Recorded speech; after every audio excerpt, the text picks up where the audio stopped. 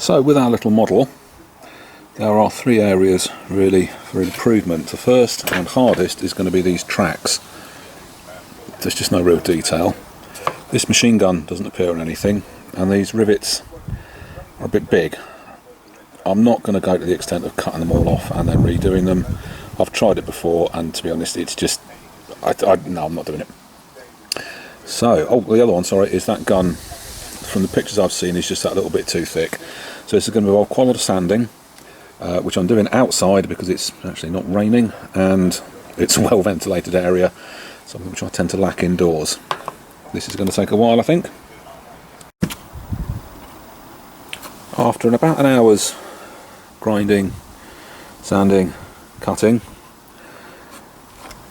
and forgetting to mention that I was actually going to open the hatch up so I can crew figure in, this is what we've got. Now I think these tracks actually do look a little bit more track-like. It's a little bit thinner. They're still a bit too big and blocky, but I've done as much as I can be bothered to do on it, frankly. Let's put a coat of primer over it, see what it looks like. You can see there where the rivets have been filed down a bit. And basically I went over and did all the hatches and the pistol ports and everything, just makes it look just that little bit better. And this is my finished little KH-TZ16. It's actually classed by the Soviets as a self-propelled gun rather than a tank. It was designed in late 1940, early 1941, really as a mark of desperation for getting armoured vehicles to defend against the Germans. Very much as we did in this country as well, actually.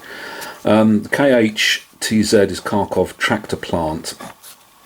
And they took a tractor and put an armoured body around it, and it actually was. I was wondering whether it actually was armour plate, and it actually was, although at 10 to 25 millimeters, it's not somewhere you really want to be if you were being shot at, I don't think. 45 millimeter gun, range of 200 to 300 yards, good, I suppose, against Panzer 1s and 2s and soft skin vehicles.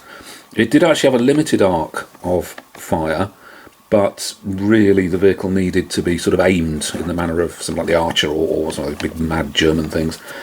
It weighed about 7 tons, top speed of about 12 miles an hour, and apparently the little rubbers around the wheel were actually put on to improve the crew comfort. 52 horsepower engine, not bad for those days really. I'm just thinking how horrible it must actually have been to have to crew one of these things.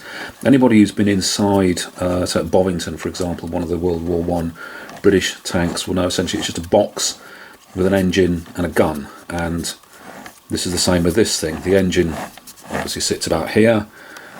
These vents would just blow, well it wouldn't blow, the hot air would come out of there and presumably all over whatever sites you've got, distorting the image horribly.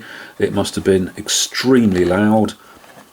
I can't actually see an exhaust pipe, there must be a vent for one somewhere obviously, but you'd still get a lot of fumes off that engine, a lot of heat. When the gun fired, obviously you've still got the gases from the gun being fired. It must have been an absolutely ghastly experience to be inside one of these. As far as I'm aware, all of them were destroyed. There was something possibly around 90 of these things actually built, along with various other improvised vehicles that the Russians made. None of them survived. There are a few replicas, but they're not very good. And I painted this one just in plain green.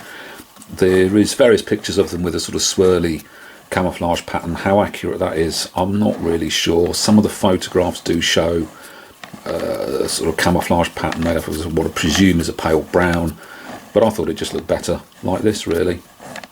And all in all, fairly pleased with it. It's a little bit more work than I really wanted to do, but I think again a decent paint job, or an average paint job, can make a model quite a lot better than the original fairly crude moulding, casting even. But all in all, I said if you want a KH-TZ16, this is pretty much the only game in town, and it's going to take a place on the shelf with other Russian vehicles, and I think it'll add an interesting little bit to my model collection, and I will be doing more of their from this range. There are some quite nice vehicles in there. A lot of them do require the sort of work I've had to do on the track and a little bit of detailing, but well, it's modelling, and that's part of the fun of it.